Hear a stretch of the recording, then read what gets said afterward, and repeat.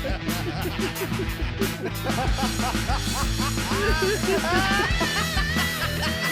what I said. Hello, love. The cavalry's here. But I said it in a cheeky, sort of like young Cockney woman's voice, and as a result, I'm the mascot of a large loot box-based gaming franchise. Oh, very nice. Yeah, yes, I'm doing all right, really, in a way. In the age of isolation. Isolation and whiskey. What are you? Is that Recorder League? Is it Recorder League? It's Lafroig. I thought it was a Recorder League. What's Recorder League again? It's a cider. Oh, well, there you go. Oh, Lafroig. Bloody hell, select Scotch whiskey. Well, I shall join you. I shall join you in a filth beverage. Listen to this. Listen to the majesty of this. You ready? Oh. Oh, that's a can. Oh, it is. And That's it's a not can. beer. It's not beer, I'm afraid. It's Coke.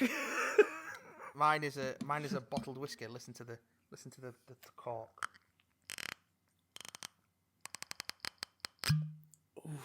Oh, proper cork and everything. Boys and girls, welcome to the first ASMR edition of the Big Damn Cast. Yes. It's our third isolation special, and we're already down to making sounds that aren't for sexual reasons. We swear, YouTube guidelines. Listen to the pour. Oh, come on. Into this custom glass that I got for my birthday. Oh my god. What I love about that is everyone listening to that right now is like, oh, he's a classy broad. He's got his whiskey out, he's pouring it into a custom glass. And what they can't see is what I can see, which is the face of Optimus Prime on the glass. It's a beautiful face. It wasn't a request, it was made for me without my knowledge. But I don't think that John Pertwee would be supping that in someone's manner at the start of is it Day of the Daleks, where he's just eating the guy's grapes and drinking his wine, eating cheese. Yeah. And he's just like, I don't give a shit. I'm sitting here and I'm going to eat this. Joe, bring me some wine. Yes, very agreeable. Sardonic. A touch sardonic, perhaps. Yes. I watched Day of the Daleks fairly recently. It's quite good. It's pants. Did you watch it with the bonus effects, i.e. the like 4 added Daleks and Nick Briggs dubbing everyone? No, because I wasn't watching the DVD. I was watching it off my Plex server, and when I ripped it, I only ripped the transmission version. I didn't rip the new effects version. As one should. What did we watch the other day and it offered new effect? Oh, that was it. The Invasion of Time. It offered CG effects as a bonus feature. How could you possibly improve on the Invasion of Time? Do you have 3 hours free? Because I've got some ideas. Maybe. I'm sitting here in my little blanket fort in the middle of the kitchen. You are trying to get better sound. I'm determined to keep this episode to at least a minimum of an hour, just so you don't overheat in there. If I could stay, I'll be fine. It's only a little light. That's currently the professional setup. My friend Lauren, who the listeners might know if they know me from CBBC stuff, Lauren Layfield, she does early mornings on Capital FM, like the breakfast show. And is she able to broadcast from home? She's done a couple from studio and a couple from home a week for the last couple of weeks. Oh, okay. And when she's been doing it from home, she's been making like a blanket fort in the living room. Yeah. Just crouching down really low to the floor near the microphone. She said on her social media the other day, it gave Nana neckache. So, it's basically World War III is what I'm getting at. You know what I'm saying? Everything is awful. Oh, considering with like 3 and 4 minutes in, we should probably introduce ourselves, but let's use our newfound christened apocalypse names. Okay. Hi, everybody. Welcome to the Big Damn Cast. Nerdy things and geeky sort of like observations. All things fit to keep you alive for the next 2 weeks as we enter into the end of days. I'm Christopher Irongron Johnson. I am the pork rancher. Oh my god! That's I'm giving it some thought. What's your weapon of choice? Is it like a preheated skewer? Like no, it's you carry a fire in your bag at all times, and you just take the skewer out and sear the flesh. It's a small hatchet that I've lit on fire. Oh, like Jason. Yeah. Well, I don't think he's actually using a hatchet, but I've got more to tell you about Friday the 13th. You will speak on, sir. I have watched 4 more Friday the 13th since last we spoke. That's nearly 13. That's nearly all of them. My God. I've got 3 left. Oh God! Not just that, we're also going to chat a little bit about the Doctor Who watch-alongs that have been going on, and the new stories bookending the events of Rose, which have happened. Yeah, I've not checked all these out, so this will be interesting. They're very. It's cool. all of that is news to me, so I'm looking forward to talking about that. New Who's to you. Indeed. And also, as promised since last week, I've got around to watching a certain film about a boy with superpowers growing up on a farm with his lovable mom and dad, learning that he can fly and shoot lasers from his eyes, and what's he going to do with all this great power? But it's a horror film. Nothing good. I cannot wait to tuck into Brightburn. Good God. Well, we'll do that first. I'll tuck into it with a wide open jaw. We'll do the Doctor Who stuff first. Oh, meat. Because it's the closest thing to news we've got. That's true. Wonderful Emily Cook from Doctor Who magazine has been spearheading these watch-alongs, which have now spearhead the next one. Spearheads the next one. Spearheads the next one. They're all Modern Who, but I think that's because Modern Who's more readily available on various services, and they want as many people as possible to watch along. Because you'd expect everyone to be able to get Classic Who, because everyone got BritBox, right?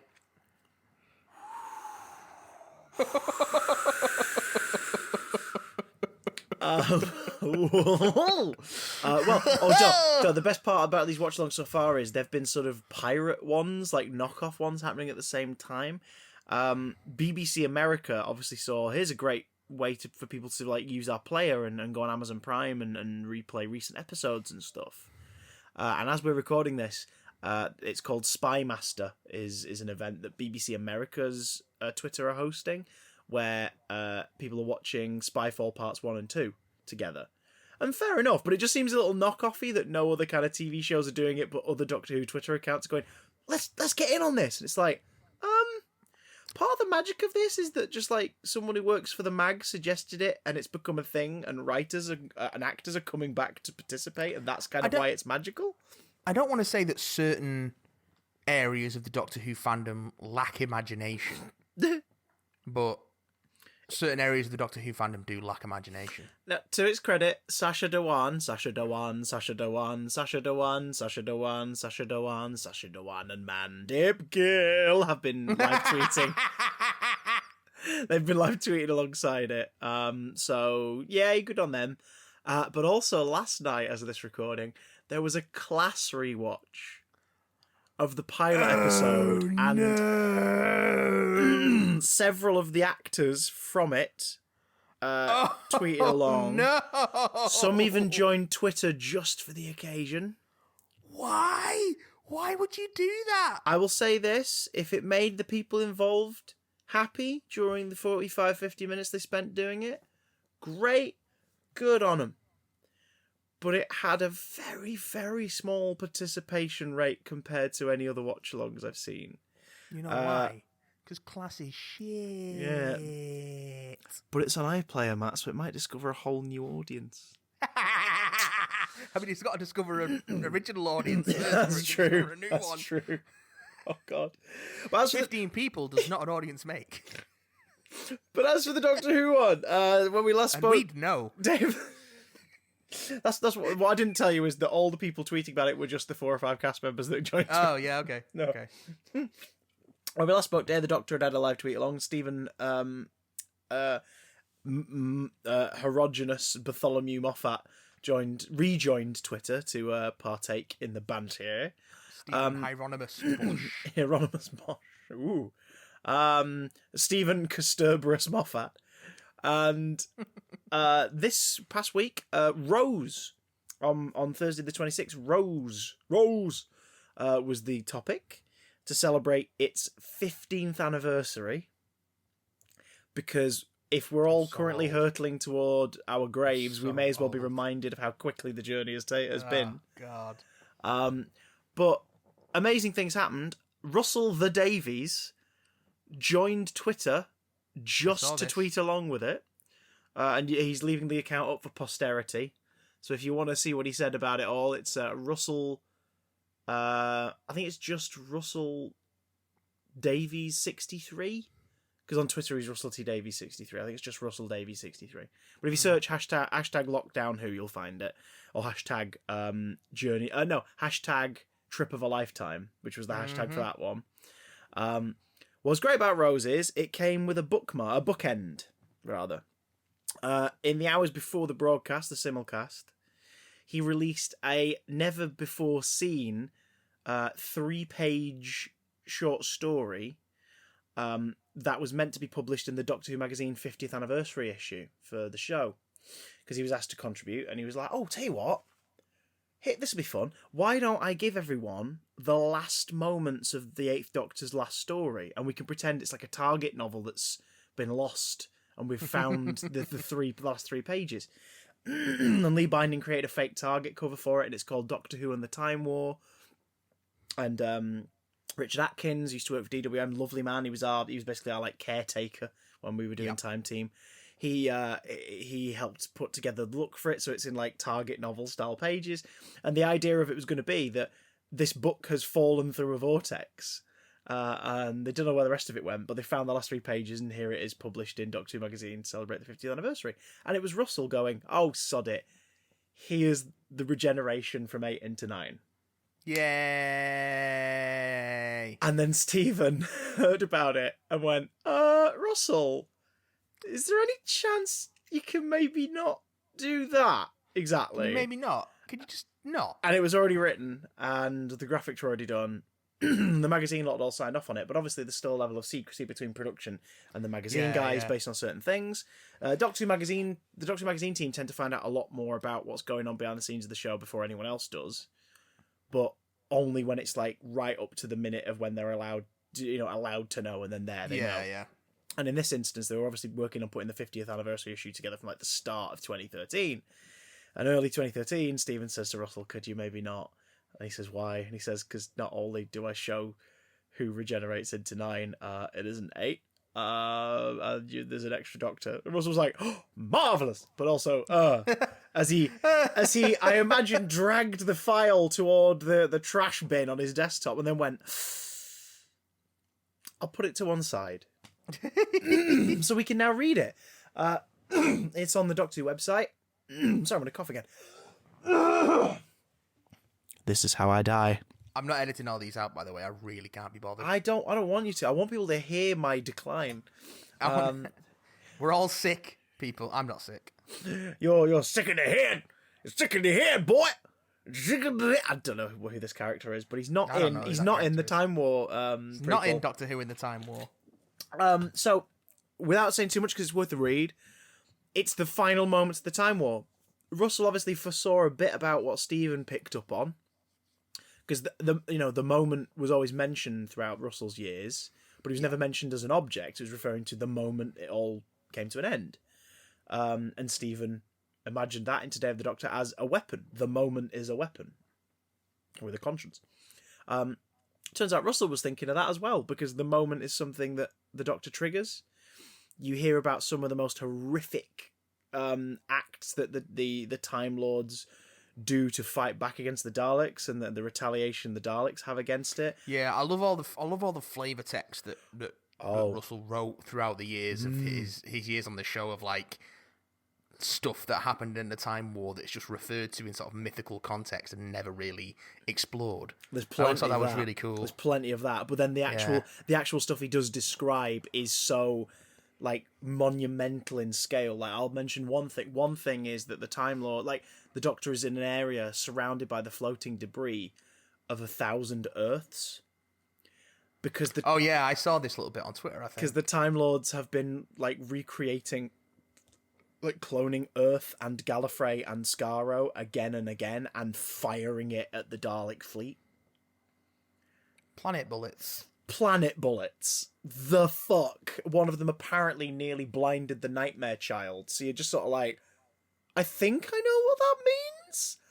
I've heard of the jaws of the Nightmare Child, so I'm guessing it's a beast of some kind, but... The great thing is, you don't have to know what it means. You just have to know it was fucking awesome. It was awesome. And as it passes, his body... Because he never explicitly calls him the Eighth Doctor, but it's the cover of the Target novel that's been mocked up as of the Eighth Doctor. So, and apparently there's 2 versions. Originally it had the younger Eighth Doctor on it, and then closer to the time Lee Binding changed it to the Night of the Doctor one, because he thought maybe we'll publish this at some point. It was like, nah, it's not happening. But well, and the way they regenerate is wonderful because you don't know their last words. You don't know them. You don't know what they mean. But it opens it up on purpose for you to fill in that void, because no matter whatever he essentially says within the text, whatever they write will never match how big you want it to be. And it's like, yeah, that's the point. There's also mentions of this person who apparently like knew about his new life, and it's like, who's this? So he even like adds more threads. What about the continuity? Fuck it. Fire planet bullets at it. But not just that. After the episode went out and Russell had given us lots of lovely tidbits, and a couple of other actors had chimed in here and there, like Billy Piper put an Instagram post out after the fact saying, I'm really sorry I missed all this tonight, but, you know, I owe a lot to this show and I miss Rose Tyler every day. And it was like, oh my God, this is so sweet. Russell released the sequel called Revenge of the Nestene. Now, the sequel is contextualized as an extra chapter to the Target novelization of Rose. It's not from the book, but it's set in that version of events. Yeah. As sort of highlighted by the fact that the Nestene just about survives by slithering out of what remains out of its pit into the nearest near complete Auton body as the cavernous tunnels are exploding and falling apart. And the nearest Auton body is one of the Autons that was stationed as a living statue along the Thames.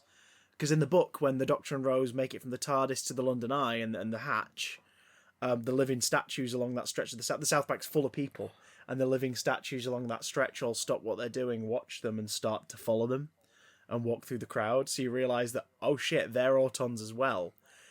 One of which is a is it a Pagli? What's it? What they called? A Piero. Piero clown. A creepy ass clown.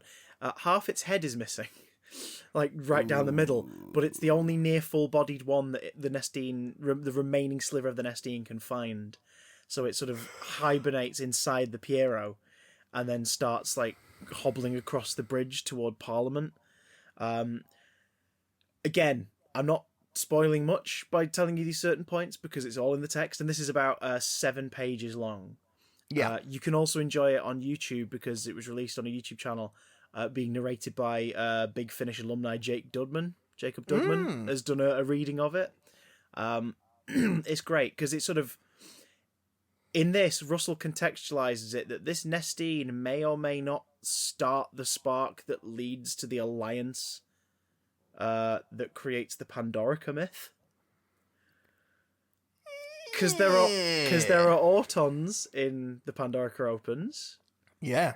No Nestene mentioned, but the Autons are involved. So you're like, right, what's going on here then? Romortons. Romortons. Romorton Travdelunders. That's close to what I was going for. Romanorton. And it wanders over Parliament. As in the book, the London Eye begins to collapse into the Thames. And in this, you find out the fate of some of the characters from the book in it, who are sort of stuck, that it keeps cutting back to during all this chaos. You realise that they drowned to death. It's just like, holy shit, Russell. If you've not... He can get dark when he wants to, can't he? If y'all ain't read it yet, guys, the Rose Target novel is superb. It is bleak. They are not shooting bullets out of their hands in the Target novelization. Their hands are morphing into shovels and blades, and they are beating or slicing things to death. So they basically took the one bit where the Mickey Auton's hands become paddles and decided that could be creepier. Yes, So yes, it could be. let's make them sharp-edged, and they're just going to stab people. You find out, like, Rose, when she mentions a boyfriend, her ex-boyfriend in the restaurant, she talks about how, like, I only left school because of him, this and the other. You find out what their relationship was like, why she left school because of him, why they broke up, and you then find out his fate on the night of the Auton attack. Ooh. It's great. It's so good. You also find out that this drunken ginger lady in Chiswick missed the whole thing because she slept in. Which is great, because it's like, oh, Russell, you beauty. But Standard. At the end of this sequel, the Nestene's got like a sliver of life left in it. It stumbles into Parliament and finds a corpse. And it doesn't, like, this person who's dead, He's clearly someone of import who works here. He's in a suit, crushed under the rubble.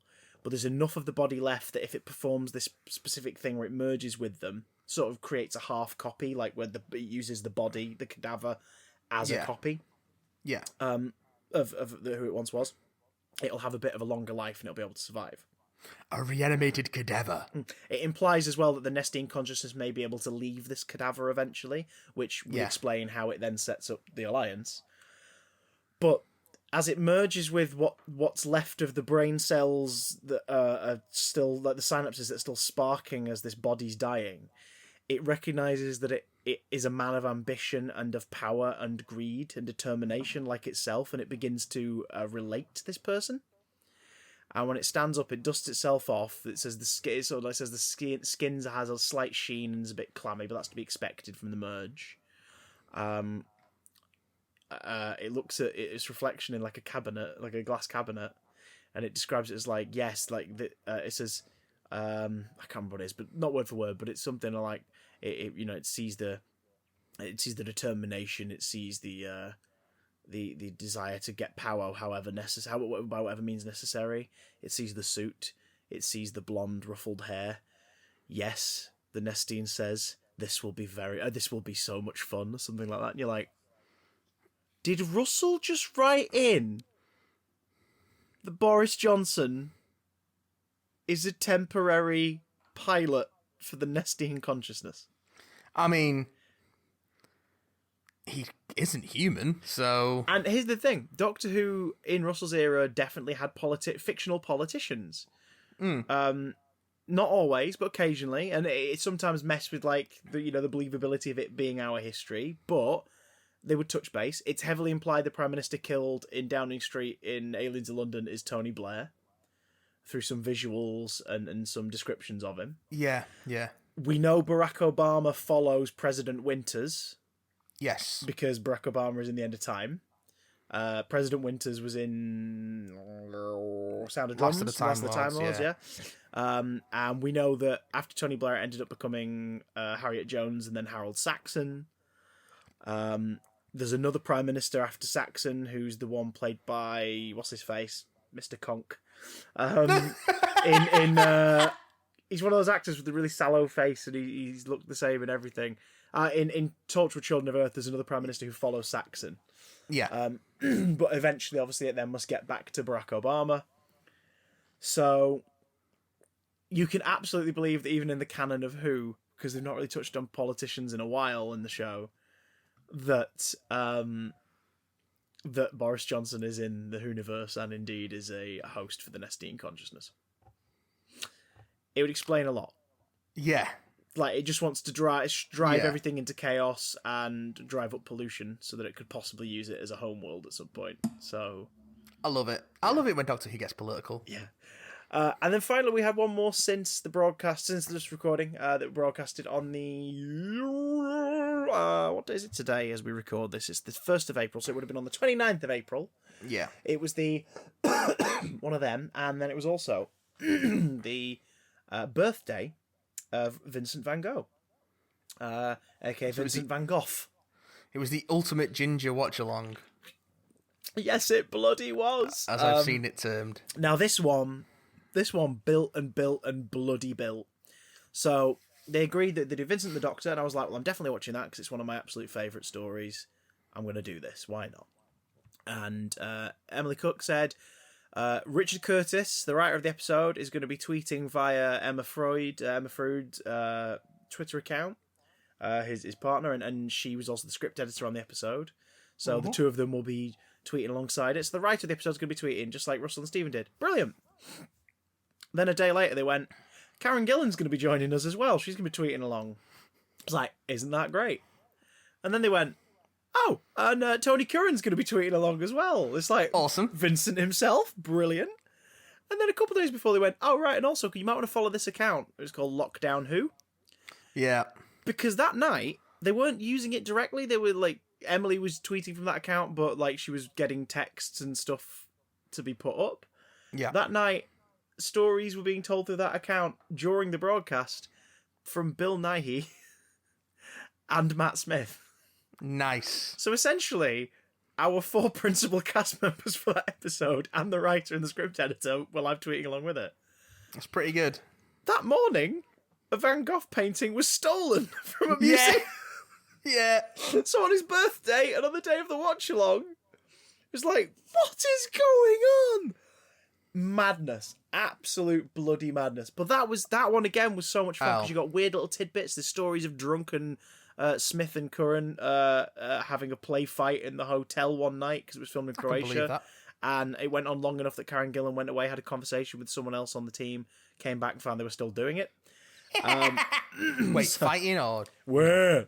We found out that that's an entire sub genre of fanfic just got bolstered there. we found out through Matt Smith's mum's Twitter account that Matt's back home with her at the moment, and he owns one of Patrick Troughton's bow ties. I saw this on Twitter. Yeah, It's like, what the fuck? Which is brilliant. We learned that Bill Nighy's bow tie, the blue one with the polka dots, as Dr. Black, the resident expert in the Musée d'Orsay. He was asked, Richard Curtis and the team said, like, do you want to be in this? Just a small part, it'd be like a day's filming for you. And he was like, yeah, absolutely, that'd be great. Let's do it. Why not?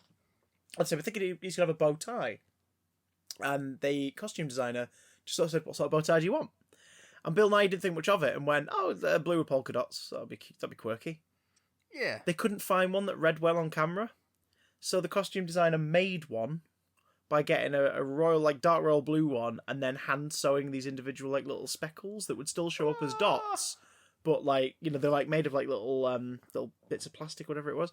Yeah. And when he found out that morning, he was devastated because he was like, no, you really didn't have to do that. Like I was just, you could have put me in anything. It's fine. Like you shouldn't have gone to all that extra effort. And all throughout the day of him arriving to makeup, everyone kept saying to him, like, you know, they've sewed every single bit into that. It's amazing, isn't it? He's like, yeah. And he just said he felt more and more guilty as the day went on because he's like, oh my God. Until eventually Matt Smith said it to him. And he said, I know, but like, they shouldn't have done that. And Matt Smith said, well, to be fair, if Bill Nighy had asked me to get him a bow tie of a certain kind, I probably would have gone out my way as well.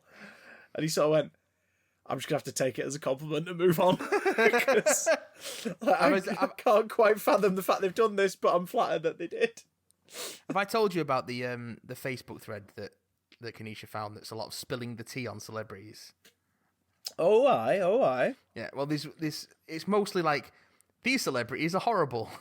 Yeah. But there's a couple of nice ones mixed in, and one of them's about Bill Nighy giving a massive tip to someone who was working a bar at the wedding because he didn't have any of his favourite booze in. So he's like, do you fancy nipping across the road and getting us some? And they were like, yeah, all right. And then he gave him a huge tip, paid him for the booze, and then gave him a huge tip as well.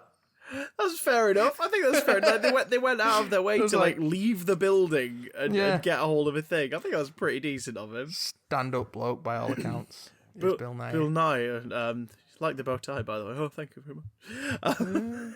He's a good egg, except when he's putting his tentacle through a man's face. Well, you know, man's got to do what a man's got. Fishman's got to do what a fishman's got to do. Hey. And also, it turned out that Karen Gillan's dad, nicked/borrowed, but nicked, alongside the prop department, one of the props from Vincent and the Doctor for her birthday that year. Oh, okay. The fake sunflowers painting with "For Amy" written on the vase. She has it hung up. She took a couple of photos and videos during the live stream. One of her clearly just watching the episode on a laptop on her bed and her like comedy sobbing at it. But another one was a photo in her kitchen, in her house in LA, of the painting hung up on the wall in her kitchen. It's like, nice. That is so cool. Also, Tony Curran has the Van Gogh, the portrait one, the self-portrait. He's got that in his home. And he put a little video up of him and his very young daughter, like, holding it up and wishing Vincent van Gogh a happy birthday. And he looks exactly the same as he did 11 years ago when he filmed it. Yeah, it's insane. Because that was filmed 11 years ago and he's nearly 10 years old. What else is 10 years old? On Friday the 3rd, so if you hear this episode on the night of release, tomorrow night, Friday the 3rd, they're doing another watch-along. I believe the hashtag is fish custard.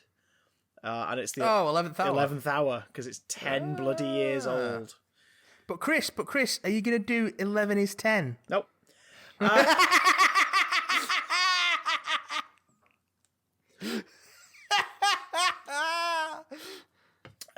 Dear. No, but according to CBBC law, I've been locked in a cage for a decade as of tomorrow. So, Oh yes, of course. yeah, that's worrying in a way. I mean, it's been awkward for you carrying it around with you all these years. Getting on buses has been a real ordeal. It's been tough. In the end, I just started to hitch myself to the back bumper Yeah. and just get dragged. Whenever you order a taxi, you have to make sure it's got a back mount. Have you got any animals? trailer. No, but I am in a cage. Oh, what would it trailer. You got a trailer hitch? That's all right. I'll hook myself up. I'm roadworthy. Have you got my favourite drinks in? I'll tell you what, here you go. I'll give you an extra tip. Go and get them for me. Bring them to my cage. So All right, strange. Oh, Bill Nye. Ooh, meats. That's what he says. Matstopher, light of my life, will you hold me? No, I can't. Social distancing. Oh, yeah. But tell me about Brightburn. Bright buoyant. So you said I watched to me this last week. You said to me last week. You said, "I've seen Brightburn. I could talk about that." And I was like, "Oh right." We literally just before the world ended, we picked it up on Blu-ray, and I was like, "Let me watch it. Let me watch it first." And you're like, "Fair enough." And a couple It's of on nights Now ago, TV for folks at the moment if they've got it, so they can catch it pretty easy. oh my god, this thing it's horrible. It's horrible. I love it. It's a horror movie, horror film, folks, and we're going to get into some minor spoilers here. Because to be honest, the only way we could spoil it is sort of visually show you things. So yeah, fuck it. Statute of limitations. We're gonna spoil Brightburn. Yeah.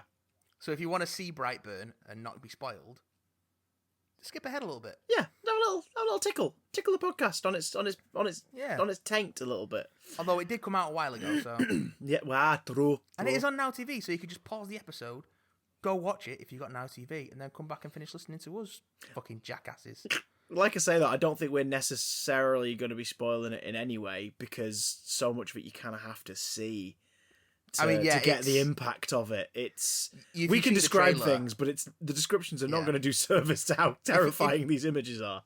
If you've seen the trailer and you know the concept, you know exactly where this is going, and it goes there. Evil bloody Superman. It got evil Superboy technically. Yeah, well, yeah, it's we've spoken before about the comic written by Disgusting Predator, but illustrated by a wonderful artist, American Alien. And the second issue of American Alien, I think it is one of teenage Clark getting into sort of a fight with bullies, and he just goes a bit too far defending his friend, and he like cracks someone's arm in half. Because he doesn't really know his own strength. He's coming to terms with his powers, and it's it's a really cool, interesting issue because you're like, how the hell are they going to get out of this one? And it's about the moral dilemma of him being like, oh my god, he's like, I'm so mad. Of course I wanted to like hurt them. Of course I wanted to break their arm. They're being horrible to my friend. They did these horrible things. And then the whole thing of like, no, you're a good person. You don't do this. This film's basically that issue of American Alien. If a brainwashing like trigger in the head of Clark went, nah, you meant to kill people now. This is what you do. What if Superboy but a psychopath? Take the world. World. They have that really neat bit of foreshadowing at the beginning when he's in the class, and they're talking about wasps and brood parasites. Yeah, of like wasps that get taken in with the young of another hive and then take it over from the inside. And I was like, oh, that's neat. There it is. That's neat. You sneaky Gunn brothers putting the plot in. It's a very. Despite James Gunn not being director or writer, he's producer on it. It's a very James Gunn film because it's from one of the many Gunn brothers. Yeah, there are many of them. There's about 6 of them. I hear the 6 that came out ate the other 48 in the womb to be the superior ones, like a wasp. They were put there by a wasp. Yeah, parasitoid wasp. Oh my god! But yeah, I mean, it definitely has the DNA of his. I mean, up. It ends. Mid-credits ends with a teaser that there is more going on, and Yeah. They've all said since that, yeah, we have ideas for follow-up stories, and one of them is focused on the fish man, like, under the water that's mentioned by the conspiracy theorist in the mid-credits, played by the wonderful Michael Rooker, who's a staple of James Gunn's work, so had to obviously crop up somewhere. The sort of stinger is basically setting up an evil Justice League. And but that also includes a shout-out to Super! James Gunn's Super. The Crimson Bolt. As the sort of Shut Batman up, crime! Although it'd be a very different Crimson Bolt, let's be honest. For those who've seen Super. Yeah, it would. God, that Super's another horrible film. There's a tough It's great, but it is horrible. It's bloody tough. It is bloody tough. I mean, it's tough watching. It starts you off thinking it's going to be kind of gross watching.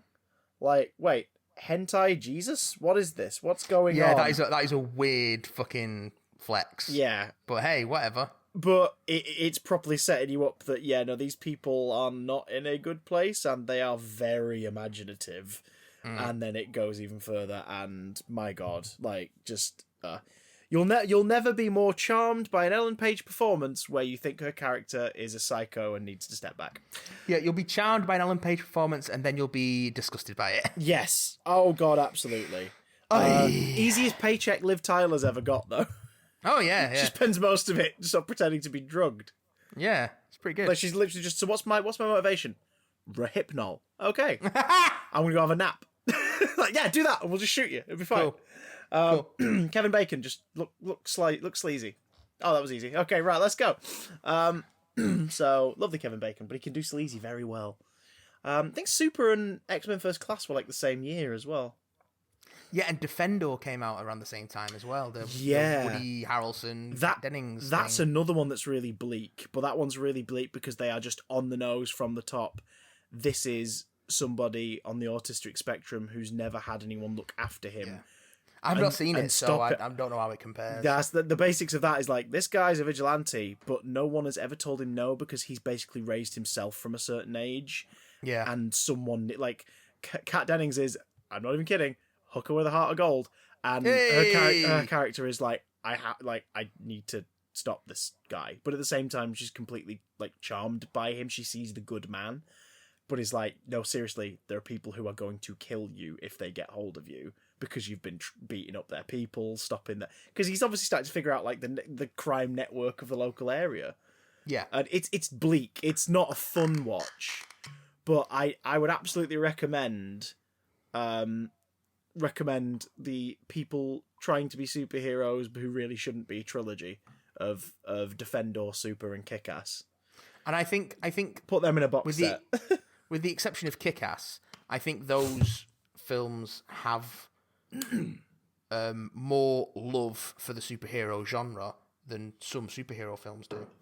I think Kick-Ass definitely has that, but I think the Kick-Ass, problem is it just leaves Kick-Ass that Mark 2 is Millar where it's like sour taste in my mouth.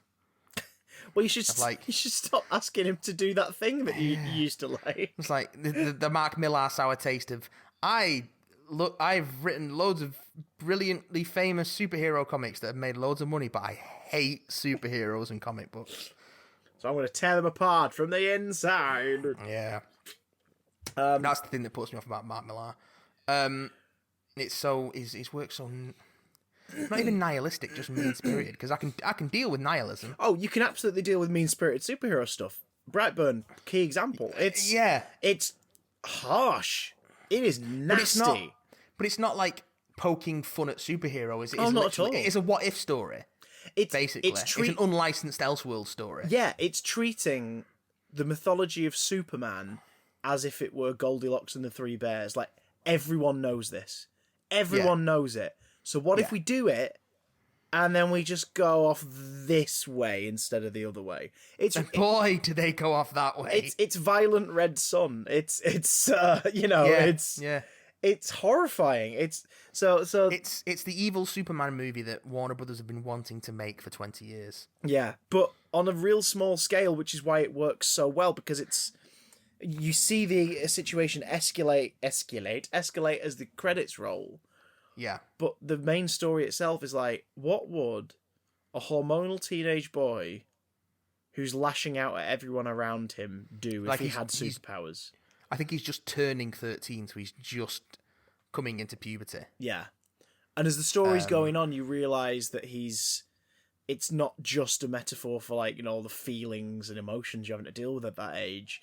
It's also, yes, there is like a preset trigger in him. He's a sleeper agent, and it's a mix of these things bubbling together that means he's going to do horrible things to this planet, but first he's going to do it to the people who piss him off. But up until the very end, there is a suggestion that he could be saved almost. You and his mum's talking to him at the end, yeah, and you think, oh my God, is he going to be all right?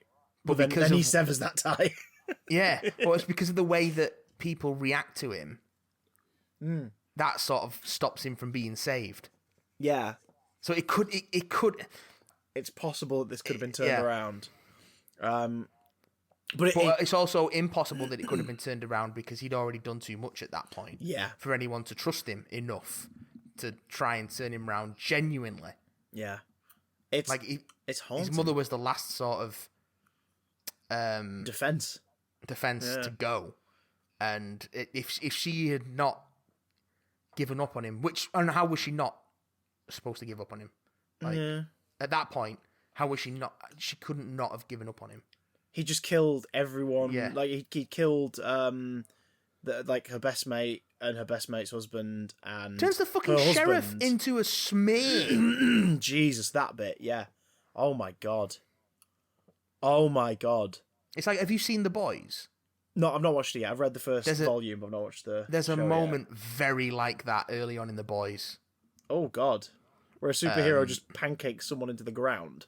It's a speedster runs through someone. Oh, good god.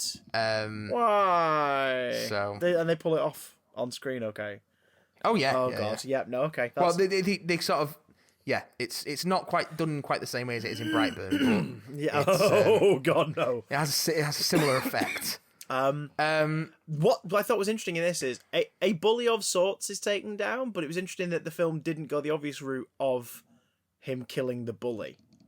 Like they set up that he's bullied a lot by the class, but there's like one big lad in particular who's always harping on at him, and he does not get any form of revenge taken out on him. No, never goes after him. Which kind of made Brandon, the main character, kind of made him much creepier, really. Because it's less about revenging those who he thinks have wronged him, and more about taking what he wants. Yeah. There's also some creepy subtle Oedipal stuff going on in there as well, like the purple, the purple in Elizabeth Banks' hair in the flashbacks, and then the girl in his class he's obsessed over's got the purple in her hair, and just like the mother-son relationship having been stronger from the beginning than it was with him and his dad. And can we just say, Elizabeth Banks is fucking great. She's brilliant. She's so good. She is so good. I love the fact that who's the dad played by? What's the actor's name? David Denman. David Denman. He was also fucking great. He is. But David Denman and Elizabeth Banks. I have a feeling the reason they're both in this is probably to do with them working together, albeit very briefly, on Power Rangers for Saban and Lionsgate, because he's Jason's dad. Oh yeah. Him and Rita have a scene, but it's like okay. But also, Elizabeth Banks is a Gun alumni. Yes, she is. Yes, Slither. Yeah, and it's exactly the kind of thing she seems to enjoy getting involved with. Like, she's not a woman to shy away from fucking weird genre shit. Yeah, she loves it. She was in Power Rangers, for fuck's sake, and clearly having a whale of a time. She's the best thing in any of the Hunger Game movies, except maybe Tucci's teeth. And that's the name of your cover band, isn't it? Tucci's teeth. Tucci's teeth. Teeth of the Tooch. The Tooch Gooch. Chew on the Tooch's Gooch. No, don't do that, boys and girls. Chew on the Tooch. Tooch of the Tooch. This film's fucking graphic. It's horrible. So, as soon as he begins his reign of terror, he's not subtle with anything he does. What's the first? The first casualty is it's the chickens, isn't it? The first casualty is the chickens. Yeah. All the hens in the hen house. He guts them all, basically. He has an obsession with viscera and internal organs. Yeah, they find his sort of spank bank under his bed, and it starts off like normally enough with lingerie models, and then it gets into like anatomical drawings and then just photos of viscera. Yeah. And his dad's like, "What the fuck is this?" Yeah. Yeah. And then that gets paid off later on as well, at the Yo, very end, good where you see his God. little den. Yeah. Oh, Yeah. yeah. Oh. Ah. The one thing the film doesn't really do, and I think it's because it's the fairy tale thing of it's relying on you knowing the connections anyway from the top, Yeah. is it doesn't establish that Brandon is into superheroes, or even that superheroes are a medium people. I mean, the mid-credits then confirm that, oh no, like, superheroes exist in terms this of... world, there's something going on. in terms yeah. of, like, comics, because in superhero comics exist, and the Crimson Bolt is someone who emulates that stuff. But it's like one of those things, like, it's in the various universes he appears in, it tends to be that Superman is the first or one of the first. Yeah. Like in various DC Universe origin stories, the first is either Batman or Superman, Yeah. or they take place around the same time, their origins. And that, because the only thing that threw me there slightly was, well, why has he gone for a cape? But then I realised it's all the programming's coming out, so maybe that's what his species like look like. Maybe that's what their battle armor is, or I think he just thinks it something. looks cool. Yeah, because it's sort of like a gas mask, kind of made out of Yeah. starch, like rags and rope, and then It's like a thick cape. blanket. Which is even more frightening. It's like it's a Yeah. child. It's like children's items. It's a thick blanket with like shoelaces in the mask. Yeah. God, it's It is, horrible. it is super fucking creepy. And his weird little logo that sort of looks like some kind of satanic scrawling, but it's just his initials, just BB, backwards. Is it even got an alliterative name? Yep. And so's the girl he has a crush on. It's a blink and you'll miss it thing, because I think only her mum gets surnamed Yeah. in the film, but she has an alliterative nickname. I can't remember what It's it right, is. I'll pull it up. But it's but speaking of her mum, she after her daughter, after he breaks the daughter's wrist, which is a graphic little visual, the mum's the first proper victim. Yes. Good God, could you possibly contextualize the series of events that happened to her over the course of 2 minutes? So she's basically she's closing up at the diner she works at. This is after that he's broken her daughter's hand. Yeah. After she's pegged him for a pervert because she saw him in a room one night. So the daughter called Caitlin Connor. Caitlin Connor. So yeah, even then. Caitlin Connor and her mother Erica Connor. So she's closing up at the diner, and then shit starts to go spooky. And things start moving around, and then the lights go out, and then the fucking windows mist up, and then the BB thing is scrawled all over the windows in condensation. Brandon's floating about being a creepy little fuck, and then one of the fucking lights explodes, and she has glass in her eye, and she fucking pulls a shard of glass out of her eyeball, Right out the pupil as well. So we're talking like and then, it's just sat in the it's hole. literally in the center, and it comes out with a little spurt and everything. Ugh. And then so the rest of the POV shots in the scene are all done with like a red haze over the left hand side, so you can't quite see properly on that side. It's just red. And then he basically fucks with her for a bit and chases around. She locks herself in the freezer. He laser visions the door to the freezer open and then comes and gets her. Yeah. And like, oh shit, he is terrifying. He is terrifying. And we don't see the results of what happens to her until the end of the film. Yeah, Because she goes missing. They don't find a body. But we find the body as the audience towards the end of the movie, and it is woof. His adoptive uncle is not so lucky. Oh God, Matt, what's his name? Matt Billyham-Hay. You know, the one. Matt Billyham-Hay. He's in Breaking Bad. Matt He's Jones. in Red State. Matt Jones. Yeah. Matt Jones. Is he Badger in Breaking Bad? Is that his name in Breaking Bad? Badger? Yes. Yeah. He's the one. He's the one who's known with the really kind of like. He's got a really sort of raspy voice. Yeah. Oh, Badger's name is Brandon as well. So there you go. A bit of a connection. But yeah, he. And he plays Baxter on Mom. Does he just play like B characters? I don't know. Well, he's Noah in this. So. Boa. He's Noah, but he wears a feather boa. But yeah, he gets. rather nastily dispatched in a car accident, courtesy of the God. steering wheel. It's fucking horrifying. That man. was because you think you see the car get dropped from the sky, yeah. and his face smashes the steering wheel in like a blink and you miss it moment, and then it cuts to the wide, and you go, "Oh my God, that was a horrific death." And then it not reveals dead. he's not dead. He's still alive. His fucking jaw torn off. Holding And onto his fucking jaw. Brandon just watching him as he bleeds out. It's Yeah. fucking horrifying. Just This kid, what's the kid actor called? his fucking name fabulous. is Jackson A. Dunn Jackson A. Dunn. as What else has he been Brandon in? Breyer. He's fucking brilliant in it. You know, I was saying to Lucy, he looks the spit of Tobin Bell. Like he looks Okay. like a super young Tobin Bell. He's the kid Scott Lang in Avengers Endgame. You know when the time travel stuff goes wrong, Oh yeah, and he comes in as a teenager. That's brilliant. that's pretty cool. So his two main Hollywood credits are superhero movies. Yeah. One where he's the horrible murderous killer, and the other where he's Ant-Man for like 3 seconds. The Ant-Man who didn't pee in his pants. Yeah, that's the big yeah.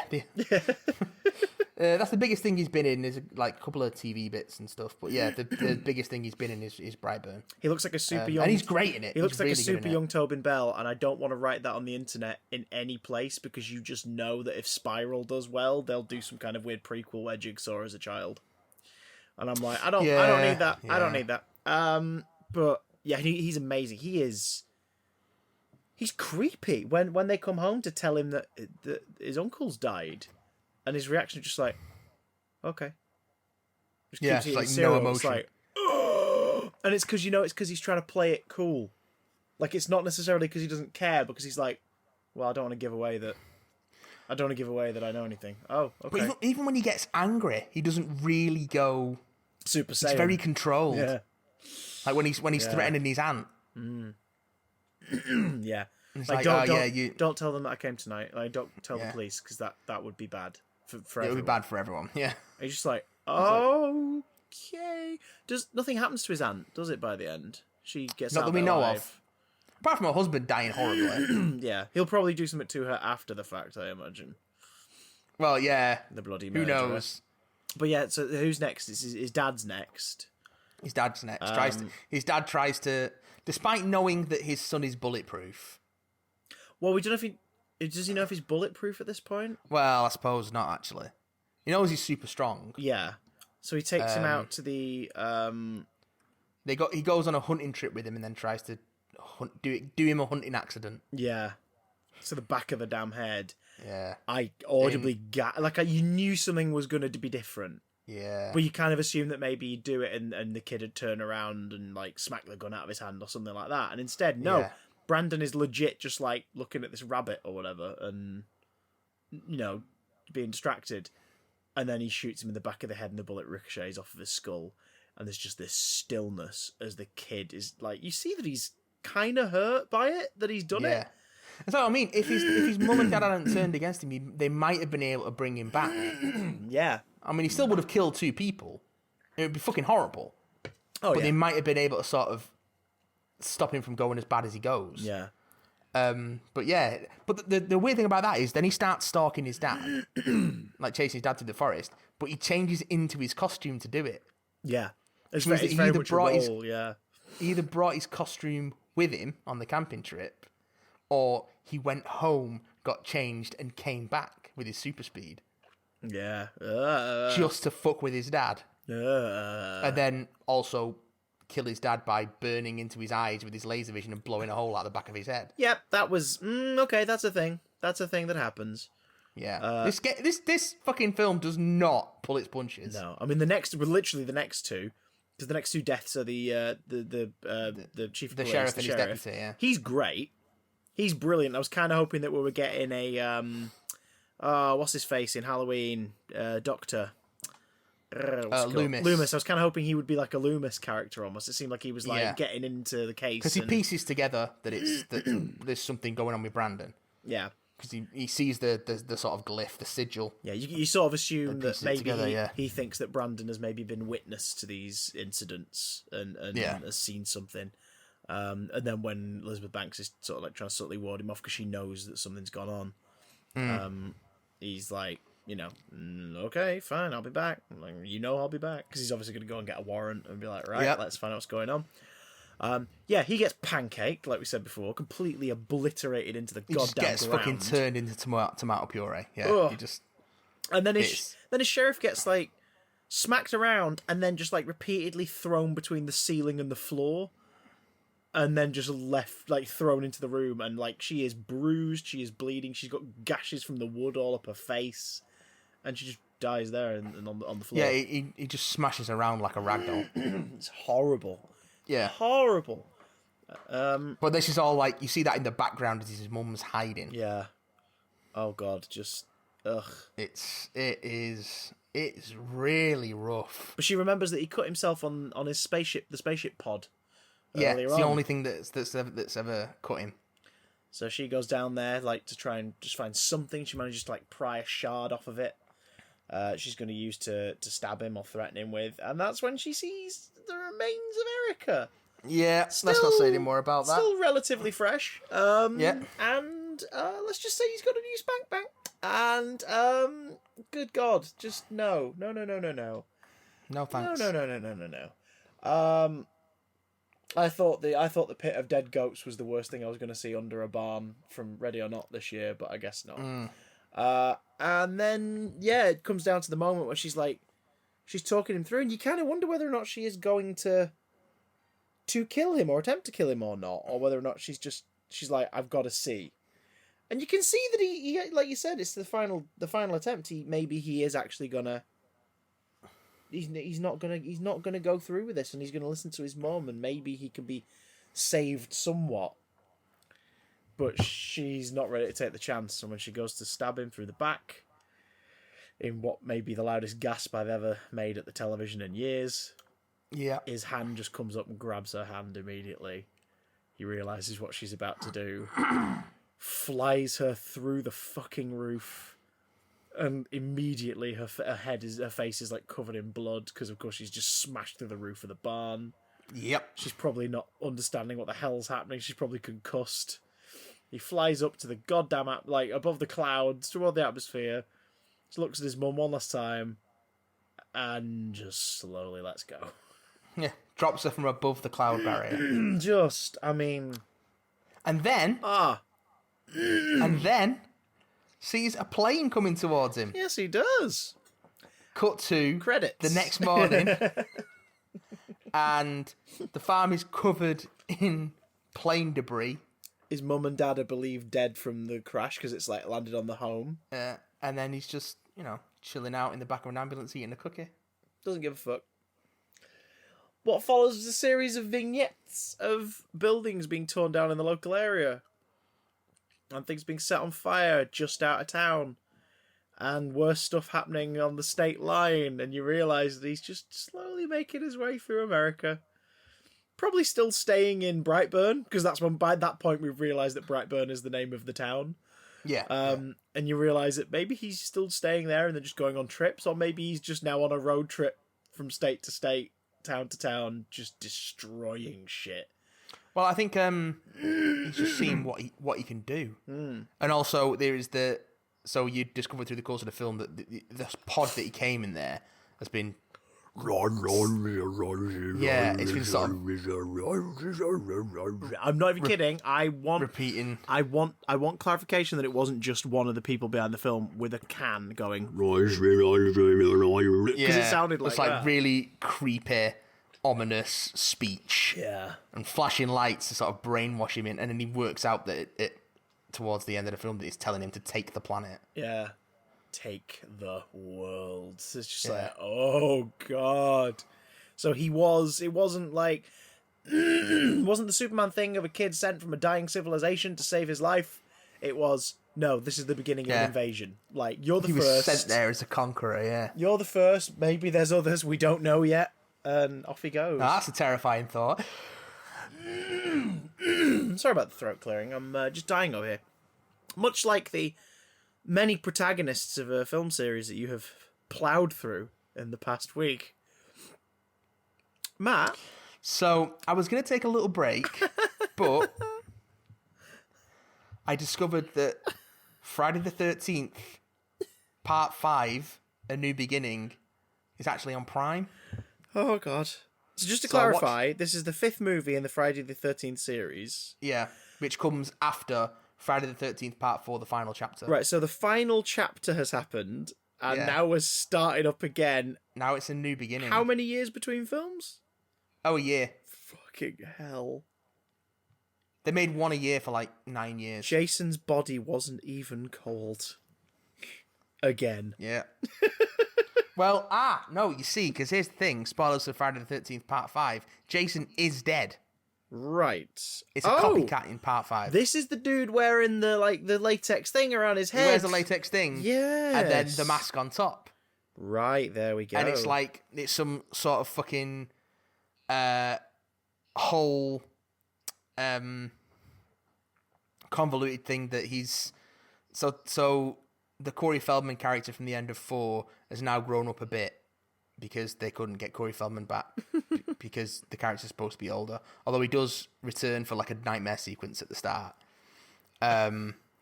Because, of course, everyone wants some of that Feldman. Yeah, also he says. And then, so it's all alleged, but he's probably onto something. However, yeah, he's probably onto something. Yeah. I need to see that documentary. So he's, suffering from PTSD. He's in this mental institution.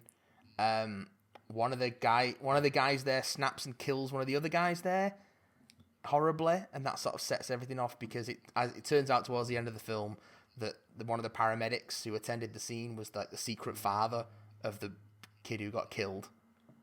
Okay. So then he decides to kill everyone who was at the institution except for the person who killed him, because he gets taken into police custody immediately, so he can't get him. Right? But all the while, Tommy is seeing visions of Jason. Okay. And then the movie ends on a cliffhanger that he's taken the Jason persona and he's about to kill one of the other survivors. Doesn't go anywhere. Gets completely ignored. Oh, so right, so Part 5 is completely sans actual Jason then? Yes. Completely sans actual Jason. Apart from hallucinations that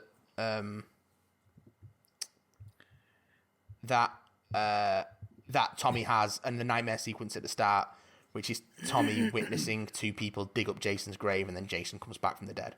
So it's a spiritual Halloween 3 of the Friday the 13th series. It's part of the series, but the thing you apparently all want to see ain't in it. Yeah. Well, it is, because it's only at the end you realise it isn't Jason. Okay. There's a couple of little hints that it isn't the same Jason, but until you see him take the mask off. It's the J-Station 2. Yay! Well, apart from the fact that he hasn't got a massive fucking wound through most of his head. Yeah, that being giveaway, I suppose. It's like the way he gets fucked up at the end of 4, it's like he's almost like his head's almost like a Pez dispenser. So, yeah.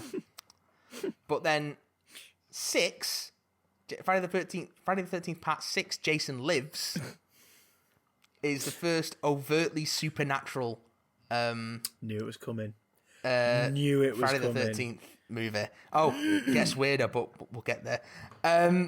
So, completely ignoring the cliffhanger ending of Part 5, which sees Tommy don the mask and raise a knife about to stab one of the other survivors. Yeah. Cuts to Tommy, who's inferred by the dialogue is still at the same institution. Yeah. So mustn't have murdered anybody, and that's never brought up because that character doesn't appear. And it's also a different actor. It's only a year later, but it's a different actor. And I get a lot of people are calling them their name a lot of times in the opening scene with them, just to clarify. No, this is him, guys. This is him. This is him. Tommy's got it into his head that he's got to go and dig up Jason's body and burn it to finally rid himself of these hallucinations. And he's taken one of his friends from the institute with him, who's really not into it. But then they get to Jason's grave, and they dig up Jason's grave, and Jason's corpse is all rotted, and, with maggots and bugs and shit crawling all over it. And then fucking Tommy loses his shit, and he stabs Jason's corpse with this bit of railing, and then lightning strikes and brings Jason back from the dead. What the fuck? And Tommy can't stop him. And now Jason's on the rampage, and Tommy has to convince the local sheriff of Crystal Lake, which has now been renamed Forest Hills or something like that, that Jason's back and he's coming back to Camp Crystal Lake, even though it's not called Camp Crystal Lake anymore, to kill everyone at Camp Crystal Lake. And then he meets the sheriff's daughter, and the sheriff's daughter suddenly gets the hots for this weird guy in a cell. And also, there's her friends are coming to be the new counselors at the camp, because the camp's reopened now. And What the fuck is happening? and then Jason starts killing everyone again. Sorry, I actually think just to clarify, a rotted skeletal corpse is struck by lightning, and now it's then- killing people? yeah. Does he, like, bulk up again, or is he... Yeah. And in 6, 7, and 8, and 9, Jason's played by Kane Hodder, Yes. so Yeah. he's big and bulky. How does he go from skeletal to bulky? Does flesh just, like, appear on him? Well, it must be something to do with magic, because after he realises what's happened, Tommy finds a book in his glove compartment. I think it's in his glove compartment, along with a series of other books about, like, occultism. And from that, he gleans that the only way to kill Jason finally is to kill him in the place where he originally died, i.e. the lake, drown him in the lake again.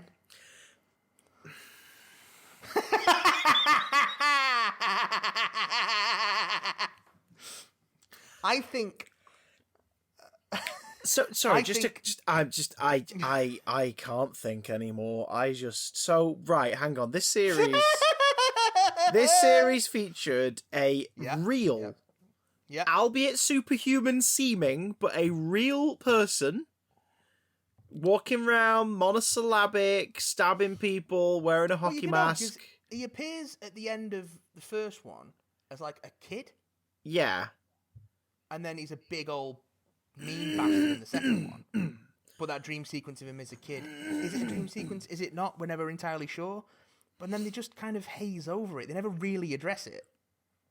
So, okay. So they have a window into potential supernatural storytelling from the beginning. But they never really address it.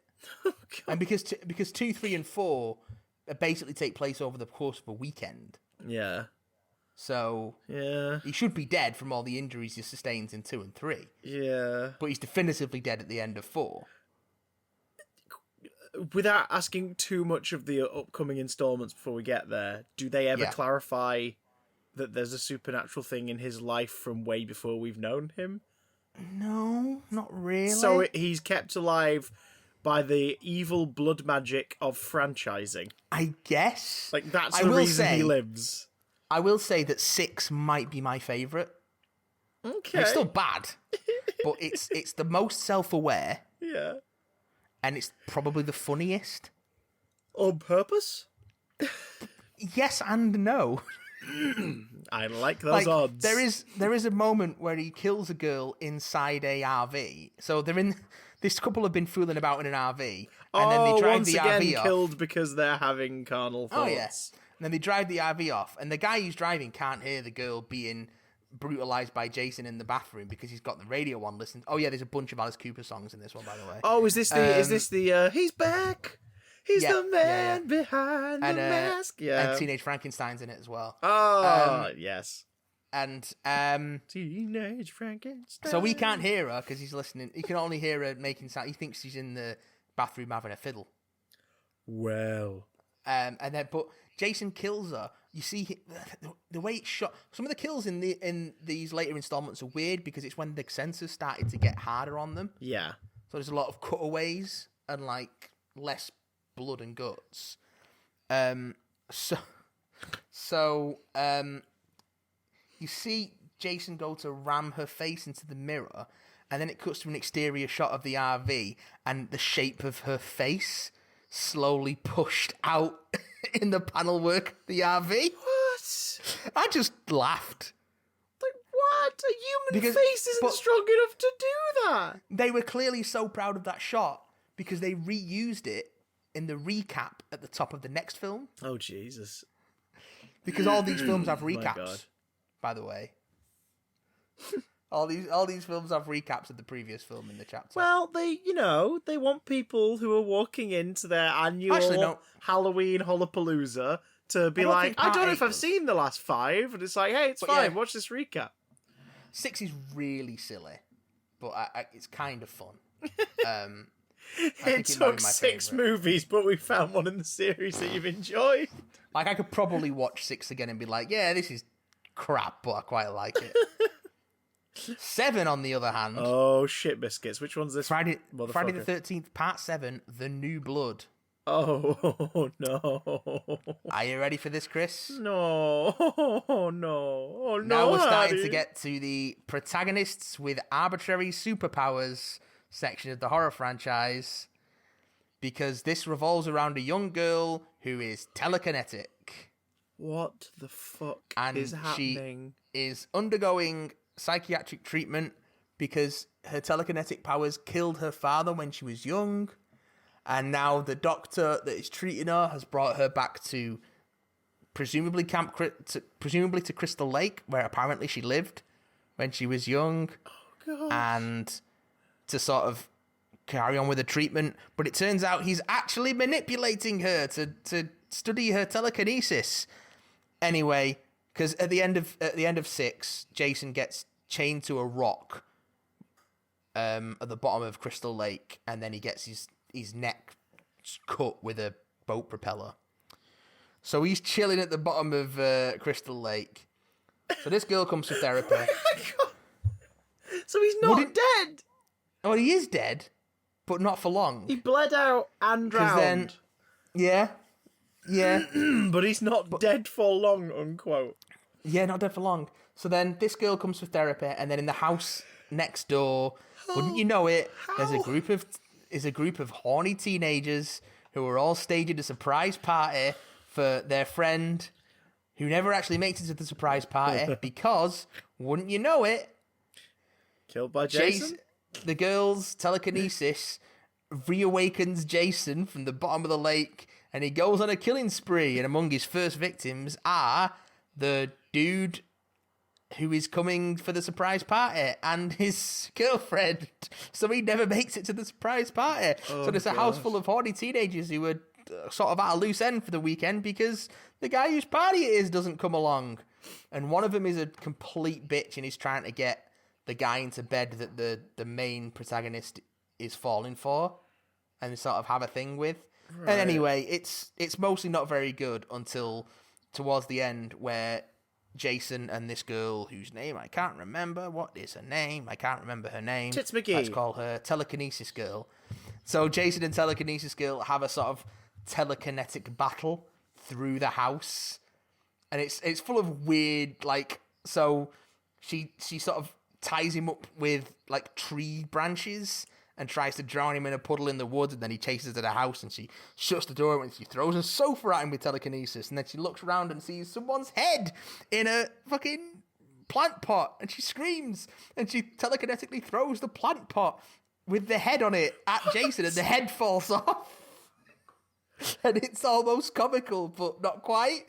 And yeah, it's not good. Why are these things that happen? Yeah, and she fucking she breaks a light and all telekinetically, so it's all like practical sort of wired up house effects.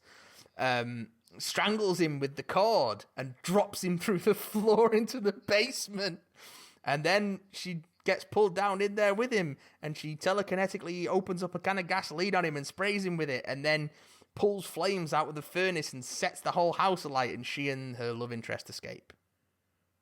And that's part 7. Now there's a telekinetic woman roaming free. Yeah. yeah. And that's part 7. Well, it can't possibly get any weirder. So Friday the 13th. Oh no. Part 8. Oh no. Jason takes Manhattan. Oh, we're not there yet. Okay. This is... I can see people having this as a guilty pleasure. This is quite fun. It's very silly. Very bad. Just like painfully stupid.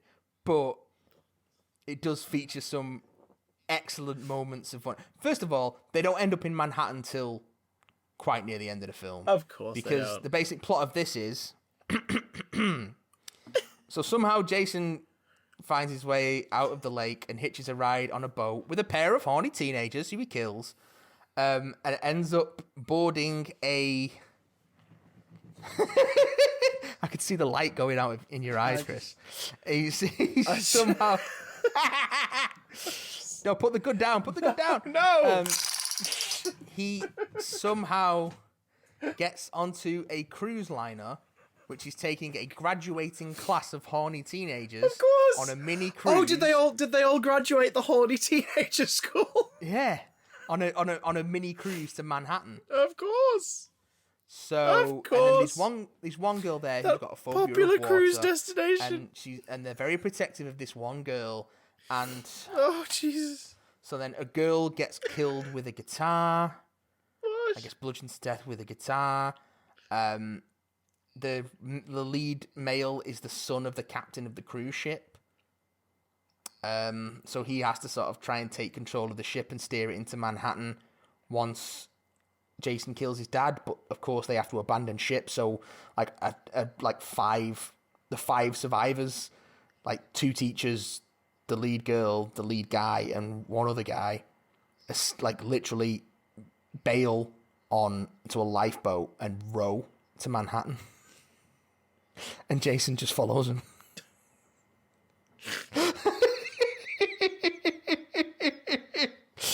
And one of the guys who survives is he's like the prize fighter boxer of the school. Of course he is. So Of course he is. Weren't you? I was.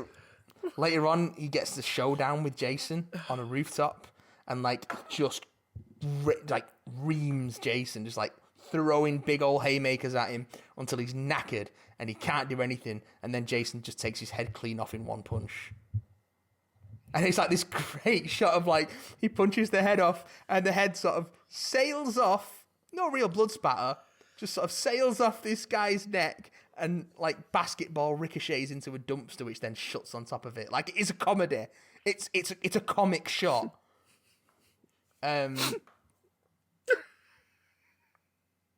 He kills someone on the dance floor while disco music is playing. Strangles them to death. And then he's prowling through the streets of Manhattan. Yeah, I've seen the shot of him just walking through Times Square. Yeah. Does someone approach him thinking it's a costume and to get a photo with him? No. Oh, they missed that this opportunity. Where, there's a bunch of punks sitting on a street corner listening to music out of a boombox, and he walks past them and he just kicks the boombox out of the way and keeps going. And they jump up and you're like, "You're dead!" And they all get the knives out, and he just turns around, and with his back to the camera, lifts his mask up. Yeah. They all look at his face and are like, "Oh, no, hey, don't worry about it, don't worry about it," and fuck off. And then he puts his mask back down and then carries on. It's like, what? So he's been shown to be a near supernatural killer. Well, no, genuinely supernatural at this point. He was a skeleton. Killing machine. And yet he picks and chooses when he actually wants to have a fight. I'll just scare these guys away with my face. This main and then girl I'll go get a hot dog. This main girl has been having visions of a young boy, Jason, under the water, begging for help. That's dirty, and she needs to seek help. So it seems that he's somehow fixated on her, and then later on she remembers, suppressed memory, that her uncle, who's now her legal guardian because her parents died in a car crash, he's one of the teachers, and he's also a bit dodgy. Right. Right prick. He threw her into Crystal Lake when she was young to force her to learn how to swim.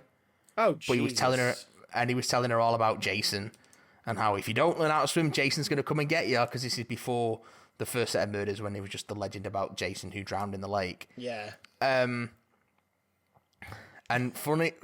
sure enough, he does get her, but then her uncle pulls her out, but he didn't believe her that Jason was under the water dragging her down. So we're now establishing straight up that yes, Jason has always been there as a boogeyman now. Since, I guess. Since he was Anyway, there. Oh, God. They end up drowning him in toxic waste in the sewers because apparently in New York the sewers fill up with toxic waste at midnight.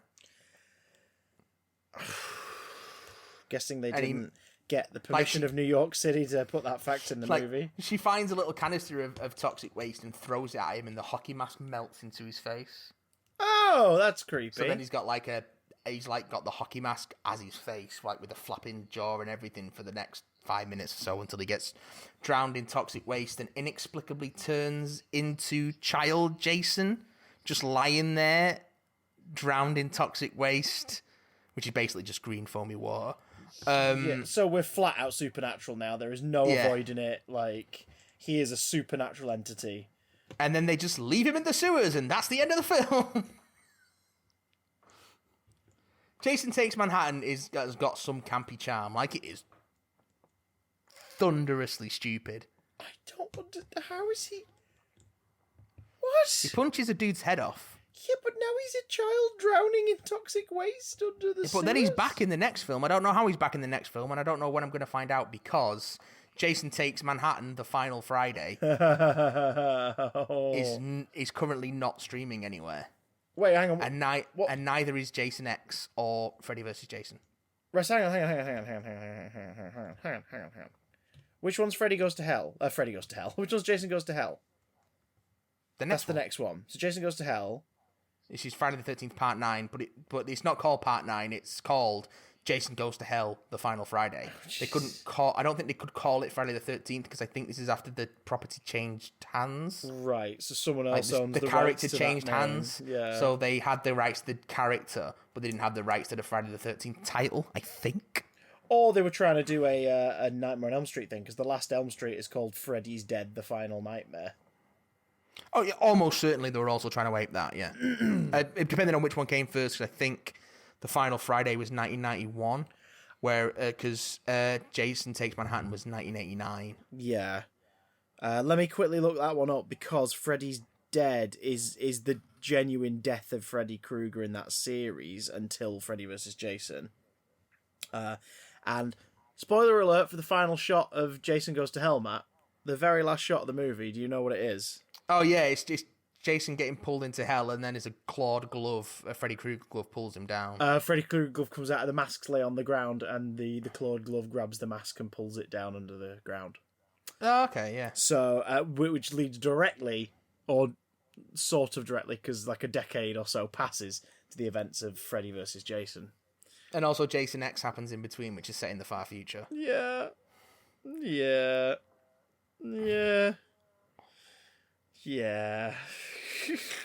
No, that one I have seen. Let me... That's also a Kane Hodder Jason. Yes, yeah. Kane Hodder was Jason in Freddy vs. 6, 7, 8, 9, and X. Does he reprise it in Freddy vs. Jason? Nope. No. Has he passed by then? No, Kane Hodder's still around. They just didn't ask him back. Ah. Oh my god, Brian May did the music for Freddy's Dead? Kane Hodder would go on to be Victor Crowley in the Hatchet films. Oh, yes, with his scraggly hair and his screaming face. Let me as well see. as all sorts of other cameos. But yeah, I'm trying to see what the plot is here. I'm 8 films deep into Friday the 13th. They continue to be awful. Funnily enough, they're not getting any better. Isn't that... Although 6 and 8 were the most enjoyable of the lot so far. Isn't that weird, though? Isn't that weird? That this is a series that is held in renown, and it's never been good. Like, I guess how they the kept hell does that making work? money. Yeah, I don't understand why people like the Friday the 13th movies so much, because they're not good. The first one isn't good. Oh, just to confirm, so Freddy's Dead is 91, Jason Goes to Hell is 93. So oh wow, so actually no. So I guess Chapter 8 didn't do that well then, because that was 89 and they didn't do Jason Goes to Hell till 93. That's the biggest gap these films have had since the gap between 1 and 2. Yeah. Because after 2 they were pretty much every year. Oh, that was it. Yeah. Jason Takes Manhattan. Paramount Pictures sold the rights to New Line. Oh yes. So the rights to the character. So that's it. Yeah. So New Line couldn't use the name Friday the 13th, but they could use Jason. Voorhees. Isn't that weird? I guess it was. I guess Paramount probably like, oh, you wanted the franchise name as well. Oh, that'll be twice the money. And they'd just be like, yeah, but it was only $20 to start with, so I guess New Line was just really cheap. Can you imagine owning? Can you imagine freaking owning the the words Friday the 13th as Chris, a I can't copyright. imagine owning any of these films on Blu-ray, but I'm probably going to end up owning them. That's worrying in a way. If I can find a box set with all of them in, I might buy it. Oh God. Well, let's see how the success rate goes with Jason Goes to Hell. Well, that might be the only way I can watch Jason Goes to Hell and Jason X and Freddy vs. Jason, because as I say, they're not on streaming anywhere at the moment. They're not on Netflix, they're not on Amazon Prime, and they're not on Now TV. We'll seek those bad boys. We'll seek them here. We'll seek them there. But if you want to join me on my Friday the 13th deep dive, you can find Friday the 13th parts 1 through 4 and 6 through 8 on Now TV at the moment, with part 5 and a couple of the others on Amazon Prime also. So, are you endorsing this marathon to the viewers and the No, listeners? they're awful. They're not good. But if they'd like to share in your pain... Listen, I just wanted to sate my curiosity, and we're in fucking quarantine. What the fuck else am I going to do? Oh, God. I applied for a couple of supermarkets who were taking on everyone at the moment, and even they fucking turned me down. You know, So I've literally got nothing else to do. it's probably because you opened your interview with... Oh, sorry, I was just watching Freddy's Dead. Yeah.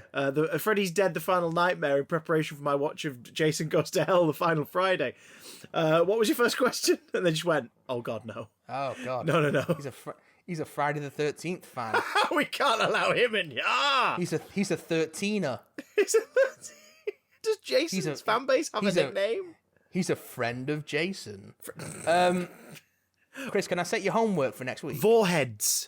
As in Voorhees. Foreheads. Hey. That's very good. There we go. Chris, can I set your homework for next week? Oh, is it sexy homework? Kind of. Oh. Can you please, Oh. please, Oh. please Oh. watch Tiger King on Netflix? Lucy started. I've been watching it peripherally. How far into it are you? I've finished it. You finished it? Me and Keeks watched it in a day. I've delved into a few good chunks of it by now. She definitely fed her husband's corpse to those tigers. It's 8 episodes. And you need to watch it so we can talk about it. I will bathe in it like Camp Crystal Lake. I'll submerge my body into it. It is fucking something. Why are these people? Because I was previously aware of him because I'd seen the Louis Theroux episode with him.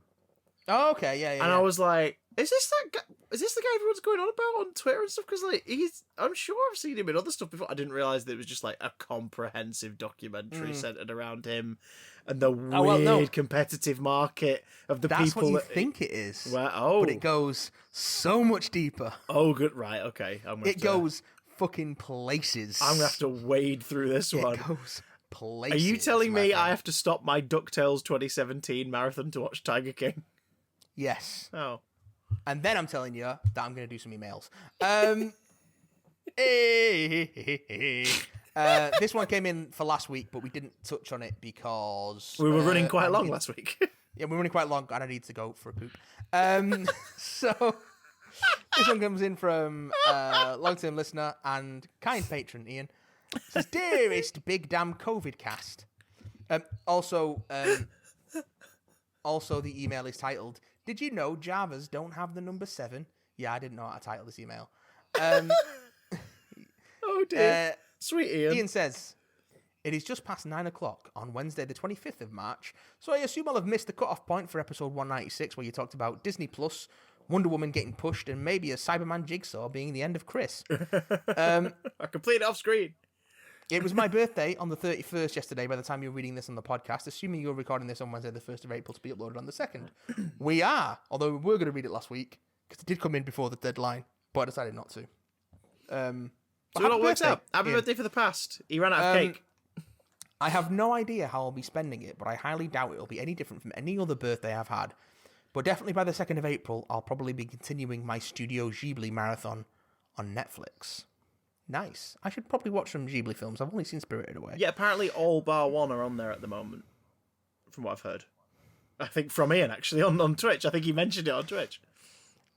Can't wait to go back to work after my birthday holiday I booked off. James Bond, No Time to Die, starting tomorrow. It's going to be so busy. With added emojis to just really hammer home the sarcasm. Anyway, back to our all-consuming entertainment juggernaut, which is Disney Plus. Here follows my review of the Mandalorian. Disney Plus. Episode 1. The Mandalorian, aka let's actually have a Star Wars probably someone wants to make. This show looks so amazing. You can tell everything has had time spent on it. Someone has lovingly handcrafted this show. The CGI does stand out, but hey, that's never been an issue for me. I'm with you there. I'm really enjoying the soundtrack. It's a little bit of a shame we all know what he's after, but it doesn't ruin the enjoyment at all, as the mystery is hopefully still there. Also, show don't tell in Star Wars. Wow. My main criticism really is the stormtroopers showing up, but of course they'd be here, yet it was a nice surprise. But it also does feel a bit, why should I care? I do wish we had been told the planet names, as I like the world building, and while this wasn't written with merchandise intentions, I can't help but see the bucking blurg ride. I know, right? Fucking love the blurgs. Overall, 8 out of 10. An excellent, yet simple start. Episode 2, The Child, a.k.a. Baby Yoda. Baby Yoda, do, Baby Yoda, do. Sorry. Hello, Baby Yoda Stan here. Diddy! I'm glad the internet only ruined Baby Yoda. Yes. Nice to see the Star Wars minions Jawa appear, as they are a nice, easy monster of the week. I'm enjoying the small amounts of comedy and the simplicity of this all. It's very user-friendly, definitely for all ages, which is clear what Disney going forward with Star Wars. It gets a little darker in later episodes. Yeah, I mean, there's violence there, but it's very... I watched it all with my 7-year-old possible future brother-in-law. So, yeah, he loved it. He loved the shit out of it. So chowed down on it. Yeah. Chow down on it like the Jawas chowed down on a goddamn egg. Yeah. They fucking love eggs. They love those eggs, man. I can see why they've put up episodes 1 and 2. I do feel that people will pirate the series. What? No, definitely not. But with Disney, that's not going to matter because they have our money. Even though this is episodic, it's digestible enough and you can easily stream it. But like with all shows, there must be a reason to slow down, and this does feel like we must delay the plot even a bit. Overall, 7/10 and good, if a bit of a run around. I'm not sure how to end this email, and it's getting longer by every word. Apart from not really being able to go down the town, this pandemic has made me lose weight, started baking again. You can do both of those at the same time. Apparently. It depends on how heavy the things you're baking are. Days. I beg you, please send the carrier pigeon which delivered this message back and try not to eat it, as desperate as these times are. Oh. I have spoken. Very It is the way. And then we got another one. Oh, before we go on to the next one, have you watched episode 3 of The Mandalorian? I have, yes. How are you feeling about it? I like it so far because I was wondering, like, where's this going? Like, he obviously wants to honor his people. He wants to make the money and get on with his day. But wordlessly, they have been really establishing that he is having doubts about this particular job because of it being a child. And you're like, right, where's this going to go? The raid back on the sort of the client's place, yeah, and they're killing the stormtroopers, and then the other bounty hunters coming after him, being like, right, we can't let you leave. Put the fucking child down, and how that escalated. I thought that entire sequence, like the last 15 minutes of Ep 3, was superb. Also, little Star Wars Easter eggs. The Mandalorian that gives Mando shit at the forge and then saves his ass with the fucking sort of railgun gun later on. That's voiced by Jon Favreau, and it's the same character he played in the Clone Wars. Oh, cool. Okay. Or was it Rebels? Might be Rebels. Might be Rebels. He plays closest to the timeline. He plays a Mandalorian. He voices a Mandalorian in either Rebels or Clone Wars, and it's the same character who he again voices here. Doesn't play him on set, but he voices him. Oh, okay. I was going to say, yeah, it's a bit tall for... I mean, John Favreau's a tall guy, but like he's not tall beefcake kind of guy. No, he's a bit got a bit of middle-aged spread going on as John Favreau has, but as well he should. He looks like Baloo, but yeah, which is suitable considering he directed Turbo. I can't recommend episode 4 enough because it does also have Gina Carano. Yeah, which makes me happy. That's what we're getting. That's what you're getting next week. I've definitely not already seen it. Yeah, you've never seen it. You've never seen it at all. What are you talking about? No, I've never seen it. I've not already seen it all.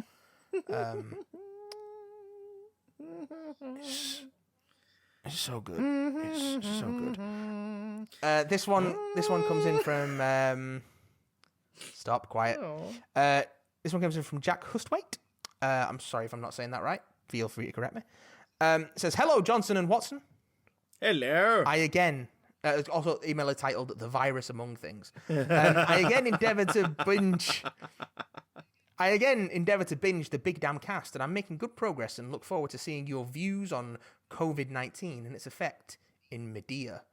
That's media said a funny way, not Medea, the Tyler Perry character.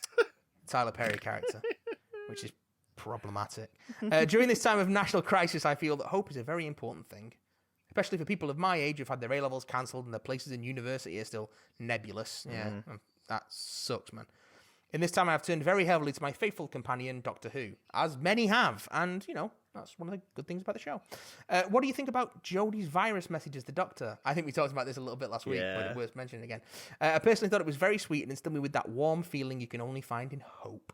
Along these lines, how do you feel about the day the Doctor and Rose rewatches over on Twitter? Wish you both all the best during this time. Jack Hustwaite. Well, we've talked about the rewatches a bit. I think they're cool. I've not really been joining in with them, but that's mainly because I know it sounds weird, things being as they are, but I've been doing other things. Yeah. Like things around the house, or me and my partner having dinner, and I don't want to drag her into something that she might not be super into. So, but yeah, I thought the message from Jodie was really sweet, and we did talk about it a bit last week, and I did sort of mock the fact that she's probably talking to some kind of old flip phone because the quality's awful. Terrible. But it's sweet. Like the thought of it, the sentiment behind it is really sweet, and I think that's good. I think it really lands with a lot of people. Yeah, people remember that stuff, and that's the kind of periphery and atmosphere around the show that brings people back to it. And in a period where there is such a toxic element to the fandom, it's really nice to see that sort of the Doctor stepping up and still saying what needs to be said.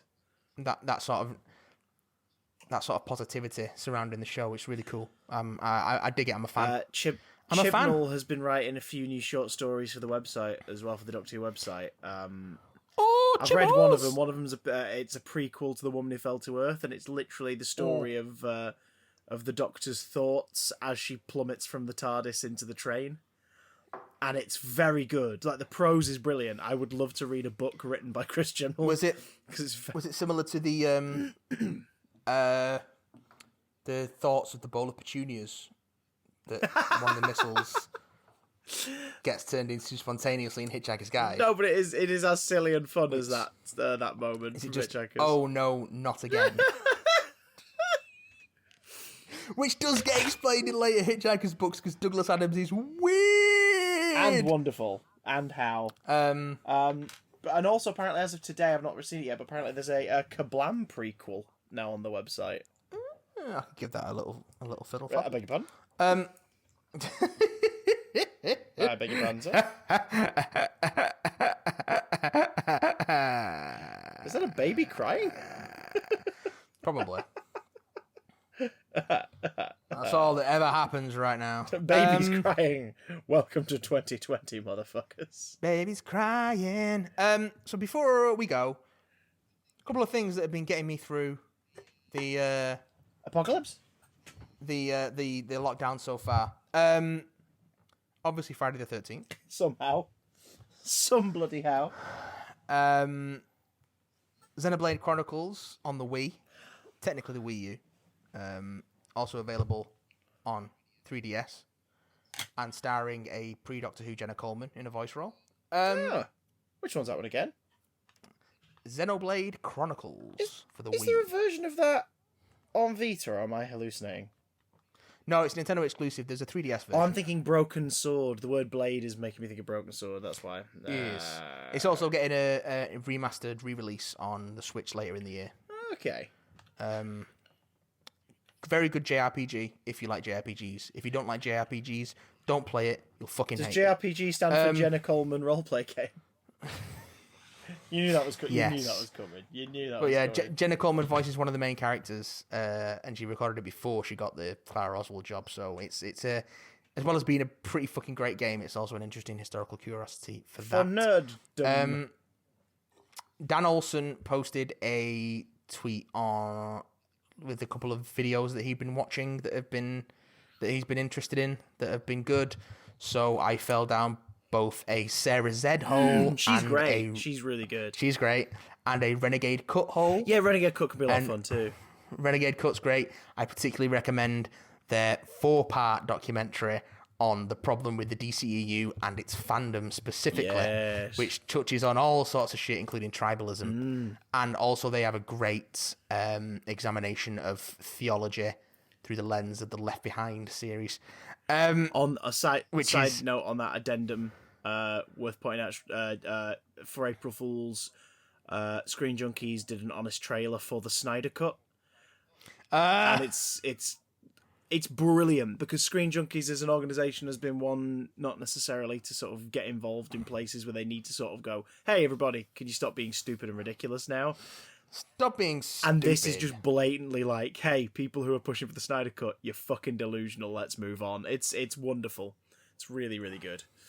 Okay, sorry, Renegade Cut and what was that one that I cut into? I'm so sorry. It's about theology and the translation of God through the lens of the Left Behind series of books and films. Okay. Oh shit. Again, so which is bit of an fascinating. deep dive on that one. Oh yeah, absolutely, but fascinating. Also, I'm now over 300 issues deep into Fantastic Four. Ooh. I've finished the John Byrne run. That's at least 10 inches. I am stack. 300. Well, issue 300 is the one where Johnny Storm marries Alicia Masters. Yes, Johnny Storm marries Alicia Masters, not Ben Grimm. What the fuck? I don't recall this. When's this? All right, so I'm going to end the show with a bit of comics are weird. Copyright movie, Bob. So everyone remembers Marvel Superhero Secret Wars, yeah? One of the first big crossover events where a bunch of Marvel superheroes and villains got whisked off to the battle world by the Beyonder and were made to duke it out. Well, the Thing, the Human Torch, and the Mr. Fantastic were 3 of the people to get whisked away. Susan Storm wasn't because she was pregnant at the time with their second child, which she later miscarried, unfortunately. But that's neither here nor there. Anyway, before they got whisked off to the battle world, things had been on the rocks, no pun intended, between the Thing and Alicia Masters because he was worried that she only loved him as the Thing and not as a person, and what kind of life could he give her, etc., etc., etc. So before he went away into the battle world, there was the suggestion that they might possibly split up. Anyway, they came back, but Ben elected to stay on the battle world because he'd fallen in love with one of the natives there and could also change back into Ben Grimm at will. While he was away, Johnny Storm and Alicia Masters became very close, started bonking, fell in love, and then Ben comes back and all shit breaks loose. But then he finally reconciles with them and they get married. And Ben's the best man. But wait, there's more. Later on, in stories which I haven't reached yet in my read-through, but I'm aware of the existence of, Alicia Masters gets pregnant, but it's revealed that it's not Alicia Masters, but has been, in fact, for a long time, since well before her and Johnny fell in love, a Skrull. So, I don't know exactly when the switch happens, but it's before Secret Wars. Johnny's not too happy. So where's Alicia? I don't know. On the Skrull homeworld, and because she's blind, they've just been like really weird about it and just told her everything's fine and pretended she's all in the same places. And... I don't know. But yeah, that's what's happening in Fantastic Four at the moment. That they haven't got anywhere near that reveal yet. At the moment, Reed and Sue are taking another sabbatical from the team to look after Franklin. So She-Hulk. Ben in. No, She-Hulk's already been on the team. Ah, okay. Because She-Hulk filled in for Ben when he stayed on the battle world. Ah, right, okay. So she was on the Fantastic Four for a while. Herbie. Herbie's been and gone. Damn it. He didn't last very long. Oh, he's getting a weird little resurgence, though, isn't he? He's appearing in a lot of the spin-off media and the merchandise and everything. Well, you know, when you can Fantastic Four, you Fantastic Four all the way. But yeah, at the point I'm at the moment, Ben's taken over the team as leader on the request of Reed and Sue. Johnny's still on the team, and they've rehired Crystal. Oh, yeah. Johnny's ex, From the Inhumans. who was married to Quicksilver and had a child with him, but now Quicksilver has gone fucking mental, and they're sort of separated but not divorced because Crystal also slept with someone else while they were together. What? Hmm? Yep, but she's back on the team, so they need a fourth member, and I don't know who that is yet because I haven't read that far in. I'm on issue like 305 or something. Fantastic 3. Who'll sleep with me? Fantastic 3. Everyone, literally everyone. Well, I'm not too far away from the Miss Thing being introduced onto the team. Oh, The female, the Thing. the lady So- trapped inside the Thing costume. Yeah, because she's on the cover of the next collection, and I'm nearing the end of this one, so she must be getting introduced pretty soon. And also the Thing turning spiky, that happens soon. Oh yeah, She's by the cover of the next collection. He gets all gnarly looking. But I'm getting to the end of the collections. Like, there's a gap in the collections. Oh, wow. Because I'm on the Epic collections now, which are released out of sequence, and there's still a gap that they haven't plugged yet. Jesus Christ. So you can do a full line with Masterworks. I think Epic they did while they were collections, writing it, Matt, to be honest. And yeah, I know, right? You can do a full line with Masterworks, Epic collections, and the John Byrne Visionaries collections Yeah. through to like issue 320 or something like that. Yeah. And then there's a gap, and then the Epic collections pick up a bit again, and then there's another gap, and then it's into the post Heroes Reborn stuff, which is all collected, although some of them might be out of print. So I'll see what I can get hold of. Grab hold. Worst case scenario, I'll just go back to Marvel Unlimited, because I think it's all on there, but I'm not 100% sure. Because some of their older series are a bit patchy. But we'll see. If not, I have ways and means. But that's what's been keeping me busy. What's been keeping you busy, Chris? Sleep paralysis demons, mostly. Yeah. The succubus. They're sucking my bus. What? What? The Doctor Who watch-alongs, for one, have sort of been a weird little kind of cornerstone.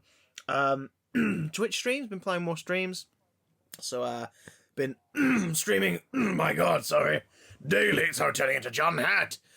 Streaming daily on my Twitch channel. Been doing Overwatch. I'm about to go into another story campaign of something. I put up to a vote on Instagram, so my fate is in everyone else's hands. Been doing, at this point, 1 a week. We're going to try and ramp it up to 2 a week on Big Damn Stream, Drunken Streams. Oh, Lucy yes. and I getting smashed. Your Cluedo stream was very much enjoyable, although I didn't catch the last game. I had to dash. Just shoot like Mustard did in the courtyard with the pistol. Eden with the pistol. Why is in New Cluedo? Why is everyone's names nicknames and not their actual names? It's really And why are they weird. all young, I don't- sexy I don't entrepreneurs like and it. not like Agatha Christie characters? I don't like weird. it. I don't like it one It is bit. weird, and I'm not a fan. But we can all close our eyes and imagine that they've all got handlebar mustaches, and it'll be fine. In a way. Even Miss Scarlet, especially Miss Scarlet. Yes. So we're doing those. We're going to be popping more and more streams throughout the week on both channels. So people, twitch.tv/BigDamnStream, because if it's not on, if it's not a stream on there, it'll be hosted on there. I'm gonna try. If I'm not doing one tomorrow, I'll be doing one over the weekend because I'm nearing the end of Doom Eternal. Oh baby. I've reached the point of no return. Yeah. So I'm just going back and mopping up some of the collectibles on earlier levels, and then when I'm ready to finish the fight, so to speak, I'm gonna stream the last bit of it. Well, if you do some mop up cash stuff, like you doing that during the daytime. Yeah, I can't stream during the daytime really. Well, if you're just doing the mop up ones, you could just do it with the audio on. I think on the it's thing. mainly a bandwidth thing. Oh, okay, fair enough. Yeah. Keeks is working from home. Via remote Yeah, and that stuff, would so. do. That'd do the cockles. So I can do a bit of video streaming, but I don't know if I can stream out. That might be a bit of a strain on it. Give it a try. People, keep your eyes on twitch.tv/BigDamnStream, because if yeah. it works, and then you could do. If it works, then you can do mop up. I'm gonna try and do a few more Yeah. cash non-setup streams on both the channels as well, from the PlayStation downstairs, because every now and again, just it's now been 3 weeks of me being in this office a lot. I like this office. It's functional. It has all the things I need it to work. But sometimes I'd like to sit on the couch in the living room, and if I could do that and play a game and stream it from there just in the camera or the headset, I'll do that too. So Yeah. Let's keep an eye on those folks because we'll try and do more of them, and if we can get them on the run, we can. But evening stuff, Doom Eternal coming up. Yep. Drunken stuff with me and Lou coming up again at some point. Yep. Not sure what we're doing next time. Probably won't be another Jigsaw. 'Cause fuck me, that Cyberman Jigsaw. Once I'm done with Doom Eternal, I'll probably stream some Xenoblade. Ooh, with Jenna Blade, So listen out for Jenna Coleman. but not Clara Oswald. No. Clara, No. tell me, Clara, is this a good game? Am I a good game, Clara?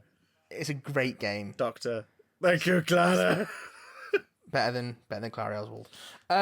Anyways, let's go. Yeah. Let's go and die quietly, and we'll see you all next week, you lovely Let's people. go, I hope Shrivel. you're staying safe and staying well, and that you and yours are all well and safe and good. And if you're not, Remember- safe and good, yeah. Don't go out if you don't fucking need Yes. to. Oh my God. Yes. Flatten the curve, you bastards. It's not about you getting sick. It's about who you can infect. It is also about you getting sick. And if you are on a shopping trip, the phone is on sale. Right Some places it's even free. And let's go. Let's go. Let's go.